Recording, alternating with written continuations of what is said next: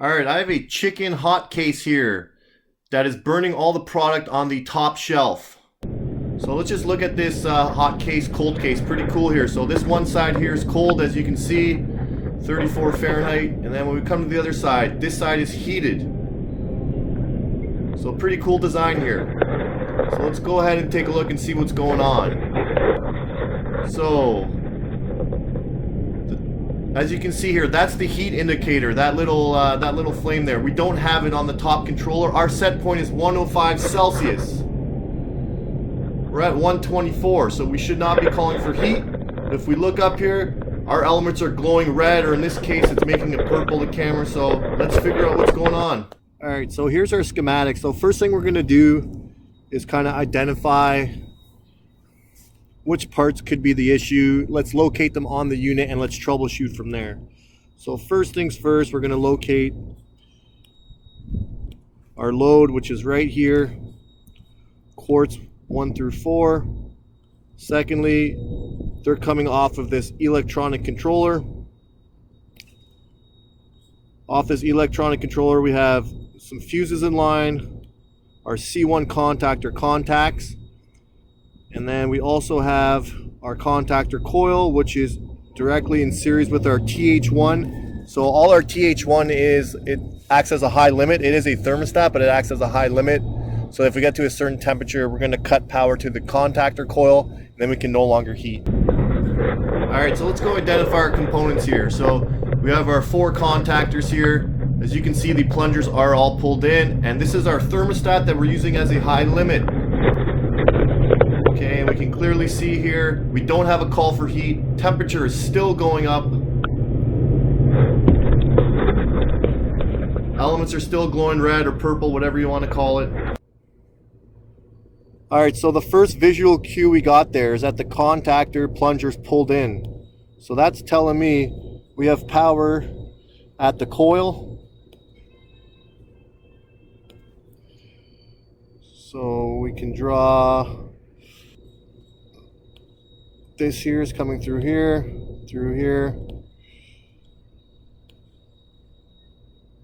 this little breaker 2, and we're coming straight across.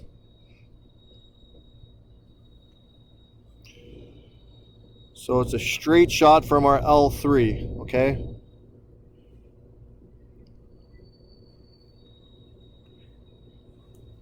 And then secondly, we're going to use our red for our neutral just because it was labeled as L3 was blue. So we're coming off our coil here. And we're coming right across to our neutral. Okay, so what does that tell us? As soon as the unit has power, we're going to come through this switch here. And as soon as the unit has power, that means the contactor's pulled in. The contactor plunger, so that means this coil is always hot, whether we have a call for heating or not. We do have this TH1 thermostat that we use as a high limit, okay? So this guy right here, if we're overheating, it's going to break the circuit here. It's going to open it up and the contactor coil is no longer going to get any power. So if our coil has power, and as we could see from our visual steps, that means we're getting power through here.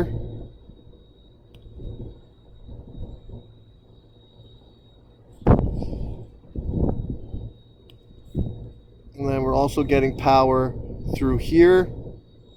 So C1 contacts are closed. And we're coming through here. And then our other side is coming through this controller. So that's our current circuit.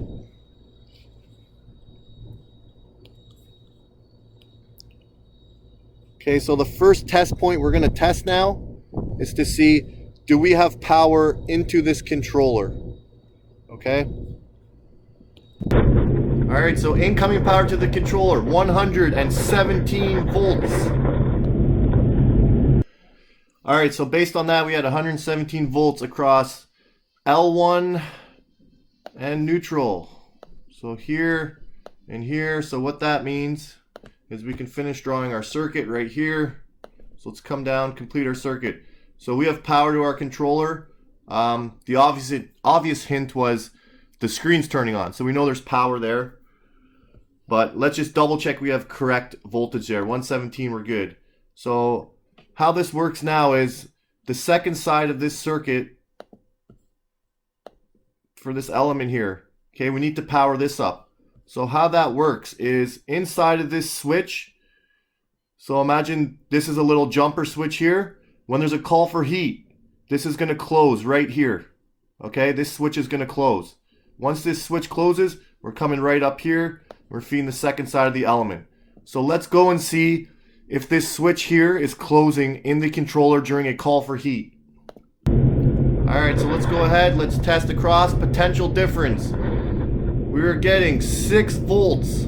So let's go to the schematic and see what that means. Alright, so as you can see there, across this point here and this point here, we're getting 6 volts. So there's two outcomes. Either we're going to get whatever the incoming voltage was, so 208, or we were going to get close to 0 volts. In this case, we got 6 volts. So 208 would mean that the switch is in the open position. 0 volts, or in our case 6 volts, mean the switch is closed. We're testing potential difference. Okay, we're testing across the same leg of power. Okay, so what that means is, because we have 6 volts, which is basically 0 volts. So that means this switch is closed. Okay, we no longer have a call for heat.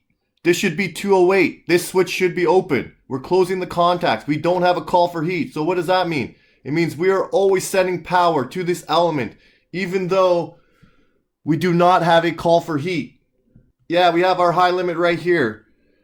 But because this is radiant heat doesn't get crazy hot on a surface or in the air. It is hot. You know, it might get up to like 200 degrees, 300 degrees for radiant heat if you just check the air temperature. But as we know, radiant heat heats objects, not the air. So this thermostat almost becomes, it's more for the bottom element, I would say. Okay, it doesn't really protect against radiant heat. You're never going to get to 400 degrees on radiant heat. Okay, especially in an open application. If we had a closed hot case, meaning it is a full serve hot case, then maybe our temperature could get up and trigger that high limit. But because we're open case, we're not really going to trigger this high limit right here. Alright, so let's go look what the bottom quartz element's doing. So I just want to show you guys how potential difference does work. So let's wait for it to get to 100 Fahrenheit. Let's get that little heat indicator to come off the screen. 100 Fahrenheit, perfect. Let's go test our potential difference. Okay, we're getting 205 volts. That tells me the controller is doing its job. It's opening its contacts. Alright, so let's just give our controller here a little tap. See if we can encourage it to open its contacts. Sometimes the relay just gets stuck. Alright, so let's test our potential difference now. And look at that, like magic, 208 volts. The relay is actually opening up now. And you can see, elements are no longer glowing red.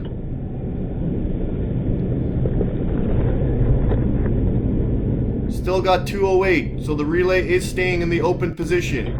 Okay, so I'm just going to show you something here. The temperature range here on this piece, on this little post here, is 402 Fahrenheit. So my concern is here, a customer might burn themselves on that post. Okay, I'm not trusting this relay that I just tapped on. I don't need someone burning themselves and then me getting the blame for it. So I'm going to disconnect the outgoing power to this controller so that this relay has no, even if the relay's closed, it has no chance of overheating and it has no chance of hurting anyone or burning anyone. So let's take our picture like we always do. And let's disconnect it, taper off safely.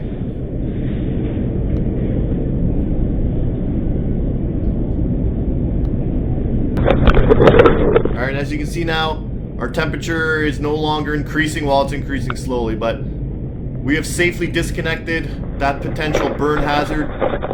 We're no longer glowing red here. We're all good. So as you can see, temperature is 41 degrees. I've returned now with this temp controller. Let's hit this fast forward button let's get this temp controller changed. So we're going to change it out and we're going to program it. And this one's very similar to the Dixel controllers. They're almost identical. This is almost like a universal / knockoff version. So let's take our amp draws here, okay? So we have a call for heat. We're getting 9.5 amps here. Okay? So we want to make sure this circuit's opening. So we don't just want to check potential difference. I want to clamp on, okay? I want to see that when this thing's no longer calling for heat, that I'm getting 0 amps on my amp probe here. So let's wait patiently here. It's about to hit 100 Celsius. And look at that, 0 amps. So this switch on the relay is now opening it up as it should. The temperature's going to overshoot a little bit, but that's okay. That's going to happen. It's radiant heat.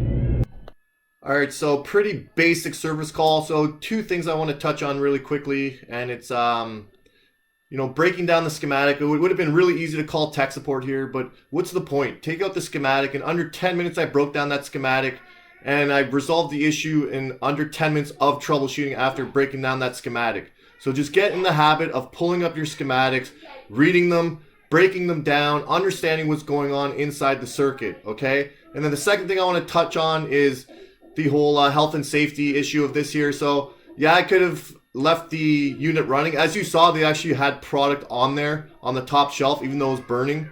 So my concern was if someone touches that post 400 degrees, they're going to burn their hand 100%. Okay, I don't want to be responsible for that. So I told the customer, listen, I'm shutting down this shelf. And they said, listen, we'll monitor it. But that's a self-serve unit. It's not near the area that they're really working in. I don't really trust that situation. So that's why I had shut down that entire top shelf until I could come back with that controller.